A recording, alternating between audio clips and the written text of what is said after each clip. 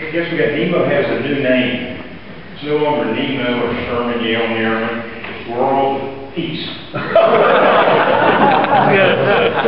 always wondered why we had all those bruises on bruises, I was like, good. I didn't know that was Nemo. Yeah, I've known Nemo for a good while. Our families were close, and my parents were real close to the Nearmans, and they were always good friends. And in the beginning, ever since the beginning, I've always looked up to Nemo, not because he's a foot taller than I am, because he has a good heart and always willing to help people. A little bit of history around here. Nemo served on the board. He served as president of the men's club, served as president of Hebet Kadisha, and participated in numerous projects which has over the years saved the synagogue numerous sums of money. The last project, I don't know how many hours it took you. We have a gate in our old cemetery, deteriorating iron gate. He and Henry's father-in-law. I bet you guys put in over 100 hours on that. They realigned the gate, welded the gate, sanded the gate, scraped the gate, and painted the gate. Went up to help. Don't want you, get in our way. But anyway, he's done these things at the synagogue and always been great about it. The rabbi, I hope this was a surprise to you, but we won't tell him our secret. Did you act like you're surprised? Oh my goodness. Yeah. You didn't tell him about our conversation, did you? You know, the rabbi went out of his way to make sure that the email that went out, the newsletter that went out, you didn't get it. That Nancy went out of her way to make sure that you didn't get a copy of the notice that went out. And one of the notices, Nemo called me up and he was upset. He said, I've been president of the men's club, and we always have a speaker for the men's club, and I don't see a speaker on here. You know how persistent and nasty he can get if he doesn't get his way. Being president of the men's club, he said, we've always had that. I'm not coming. So he insisted when what was going on in the Bible, so I said, Nemo, if you promise not to tell, we're going to roast you. So you've done a good job. You remember the conversation? No. It didn't matter.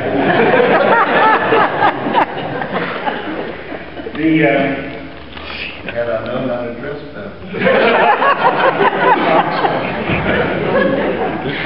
But anyway, Nemo is always telling jokes, and if you're around him long enough, and one person walks in, he tells that person a joke, the next person walks in, he tells that person a joke, the same joke, and if you're there long enough, you've heard it 15 or 20 times. My question is, how many have heard the one about the North Carolina playing Duke in a basketball game at Dean Dome? And before the game was scheduled, one of the North Carolina players, the instructors came up to the coach Williams and said that one of your players, your star center, is not going to be able to play because he's flunked the course. Have you told that with everybody? Anyway, we made arrangements to educate. I know this is school of higher learning and one of the top-notch colleges and universities in the state, and this guy was flunking geography. And so they said, well, we'll give him one question and prepare for the exam, and they'll ask him, what is the eastern boundary, what ocean is the eastern boundary of North Carolina? And this kid grew up in North Carolina. And they gave him the question ahead of time. He studied and studied for it. And they determined that they would ask the question before the game to determine whether or not the guy was eligible, the player was eligible. And that they would ask it before everybody before the game. They would do it before the crowd of 22,000 was there plus. And Williams agreed with everybody else. So before the game starts, they get out there. They ask, the dean gets out there and asks the question, what is the eastern boundary of North Carolina? What ocean is it on? And the kid stammered and hauled around a little bit, and he finally said, the Atlantic. And 22,000 fans from North Carolina said, what? Give him a second chance. I heard that 30 times. The other thing I get when I came back,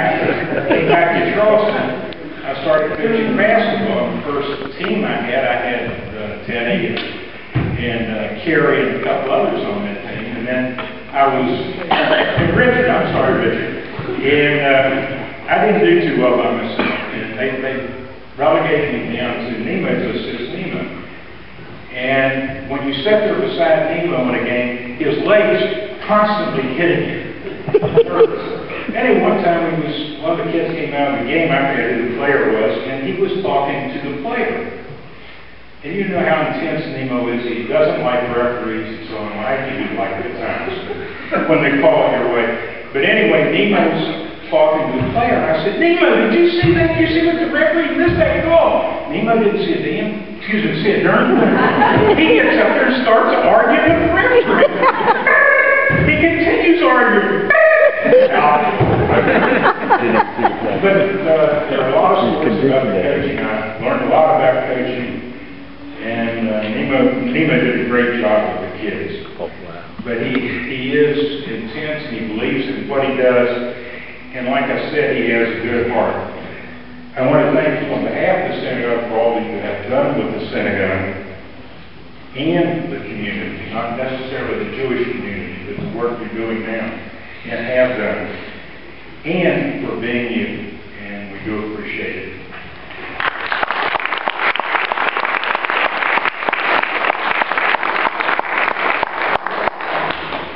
Bob started off the family representative, so we'll continue on with that. So I'd like to call up Richard Nearman.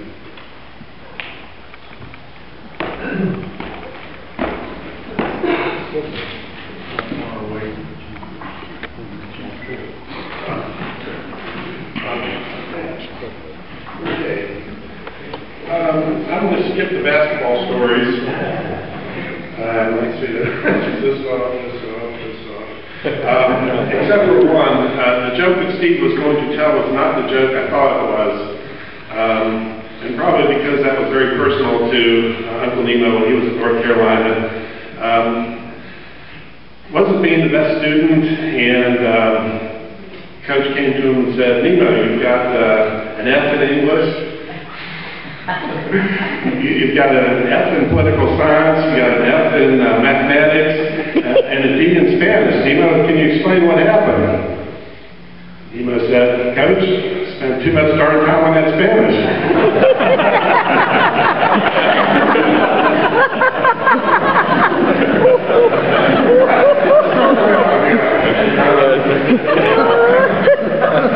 I'm not sure if that was a true story, and I don't believe it's about him, but that was one of the stories that I've heard many times over the years.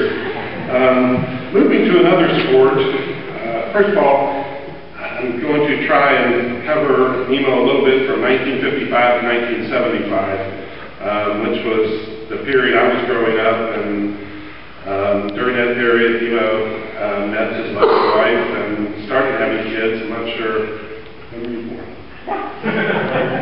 Oh, okay, so all of them were born during that period.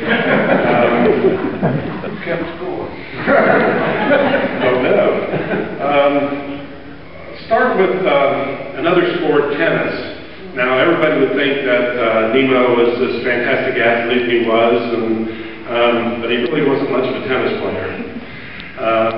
We had a tournament, and I don't know how many of you were invited to participate. It was called the Lately Street Invitational. But of course, anybody who knew the Lately Street area during that period, it was renamed by the family the Urban Light Invitational. I got to say that probably one of the best tennis players in our family is sitting in the audience here, and that'd be Sid Lipinski, and I think he won it a couple of times. Okay. I got 12 batteries on the side. I never won it, and I don't think I don't know. Running out of Although we did have some interesting go stack that tactics, front. and we'll just take the main one. Back in those days, tennis players had to wear all white. Dos. Or those of you old white. enough to remember that. So Uncle Nemo's tactic was that he took the shirt from and would put a big red dot right there. Uncle Nemo, why do you do that? Because the guy across the net is going to look at that, and it's going to wreck his concentration.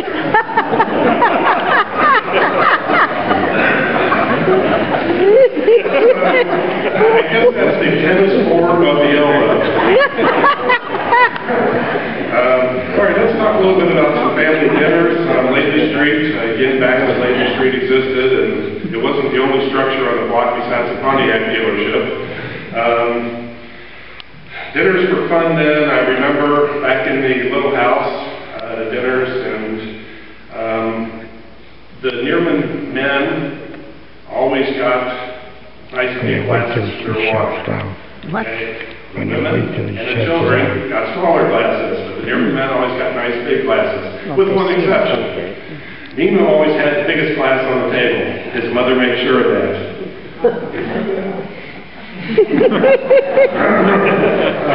And we can go into New Year's, the New Year's dinners in Aunt Molly's living room, where Aunt Molly would put money in the cabbage, which was for luck. And there was always fights for the money, particularly the silver dollars and the 50-cent pieces. And the fights were between two big kids, Nemo and Josephine Levinsky. And we could go to the Afikoman on Passover, at the Seder. Even though Nemo was 27 years older than I was, and at that point my brother was the only other, he was like 22 years older than my brother, he still thought he should go look for the Afikoman.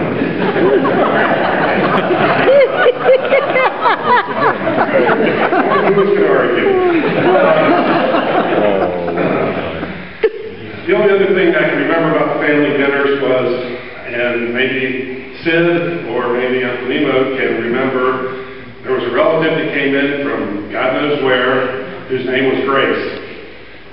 I have no idea to this day who Grace was or how she was related to us, but she was a guest at the table, and all of us were there, and Nemo stands up and says, okay, now we're going to say grace. Everybody bows their head and says grace.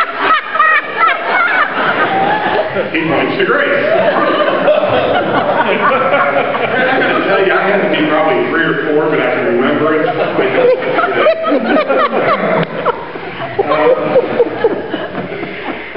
I could go into cars. I could go into a Porsche rebuilt with my brother. That lasted 15, 20 minutes afterwards. Then he and I rebuilt a Rambler, and then there was a Lincoln Continental. That Lincoln Continental, actually, my fellow Charleston High graduates remember one of the girls who was a little bit naive in our class. I had her convinced that that was the car that President Kennedy was assassinated in. It was a great car, but I went off to college and I sold it for $175. And even though I put 2 used tires on it, I never saw a penny of it. Henry, I'll mention this for your benefit. I'm not even going to talk about his home remodeling skills. Nemo's been a great uncle, great uncle to my kids. I have a daughter, Melissa, whose middle name is May, both to honor my grandmother, May Nearman, and my wife's grandmother, May. And to this day, my daughter's 22 years old, Nemo has never called her anything but Melissa May. Never referred to her, never called her in person or anything other than Melissa May. And quite honestly, that makes me very proud. He's been a great uncle to my son. He's been up to see my son play football a couple times. He made a trip this past fall. They were in the regional semifinals, which they won.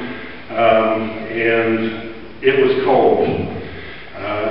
Henry and Tammy came up with them, and it was cold, wasn't it, guys?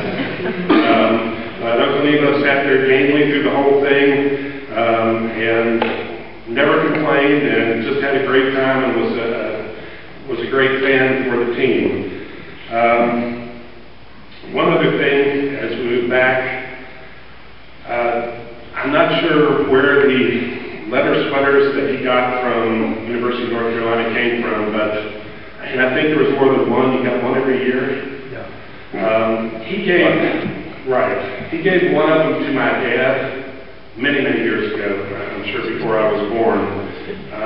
And I told Nemo this, but my dad actually cherished that leather sweater and wore it everywhere he could when the weather was agreeable to that.